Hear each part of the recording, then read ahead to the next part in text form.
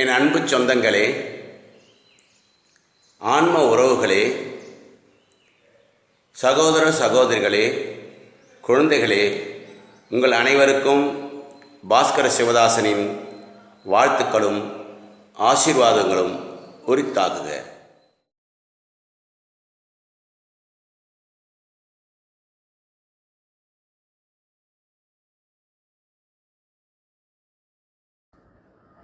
அன்பு சொந்தங்களே, இன்றைக்கி வாழைத்தண்டு ஜூஸ்.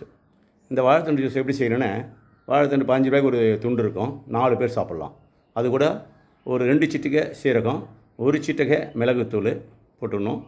கூட ஒரு 3 கிராம்பை நசுக்கி போட்டுடணும். சரியா? ஒரே ஒரு ஏலக்காய் நசுக்கி போடுங்க.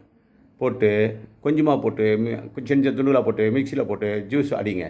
அதுக்கப்புறம் தண்ணி ஊற்றிக்க தேவையான 4 பேருக்கு தேவையான அளவு தண்ணி 800 ml. ஒரு துண்டு வாழைத்துண்டுக்கு 800 ml தண்ணி ஊற்றலாம். ஊற்றிட்டு நான் சொன்ன இன்க்ரீடியன்ஸ் இதெல்லாம் போட்டிங்கன்னா ஜூஸ் அடிச்சிங்கன்னா அழகான ஜூஸ் ஒன்று வரும். சரியா? அதை எடுத்து வடிகட்டி புழிஞ்சு காலையில் 200 ml தண்ணி, வாழைத்தண்டு தண்ணி, அது தண்ணி நிறைய இல்லையா, வாழைத்தண்டு தண்ணி குடிச்சிடும். இப்போ இந்த நீர் இதுக்கு ரொம்ப நல்லது இப்போ வெயிலுக்கு. சரியா?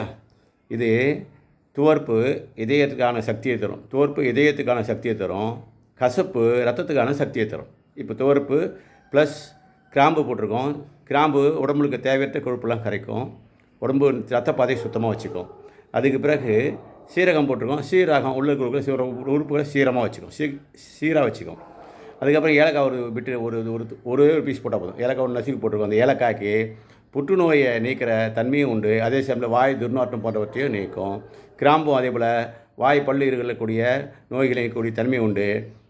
அதே சமயத்தில் இதுவும் புற்றுநோய் நீக்கக்கூடிய தன்மையும் உண்டு. இரத்த குழாயையும் சுத்தமாக வச்சுக்கும். பல் ஈறு போன்ற வாசனை இது நோய்களையும் தடுக்கும். அனைவருக்கும் வாழ்த்துக்கள். இதை தினசரி செய்யுங்க.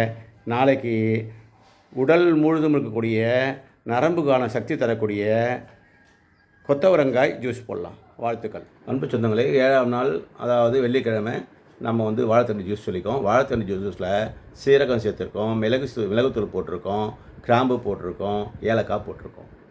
இதெல்லாம் போட்டு கலவை அடிச்சதுனால இது என்ன பண்ணுன்னா இதயத்தையே பாதுகாக்கும், கல்லீரலை பாதுகாக்கும், கிட்னியை பாதுகாக்கும். அவ்வளோ வேலையை இது செய்யும்.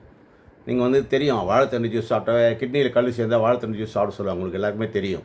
ஸோ இது கூட நம்ம சேர்த்துருக்க கிராம்பு, லவங்கம், அதான் ஏலக்காய், அப்புறம் சீரகம், மிளகு. இதுவுமே மிளகு உள்ள கொழுப்பு கரைக்கும், ரத்த குழாயை சுத்தமாக வச்சுக்கும். கிராம்பு புற்றுநோய் கூட புற்றுநோயை உண்டாக்கக்கூடிய அந்த கிருமிகளை அழிக்கும். அதேபோல் ஏலக்காவும் புற்றுநோயை உண்டாக்கக்கூடிய கிருமிகளை அழிக்கும்.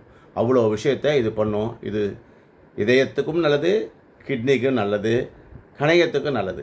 வாழ்த்துக்கள்.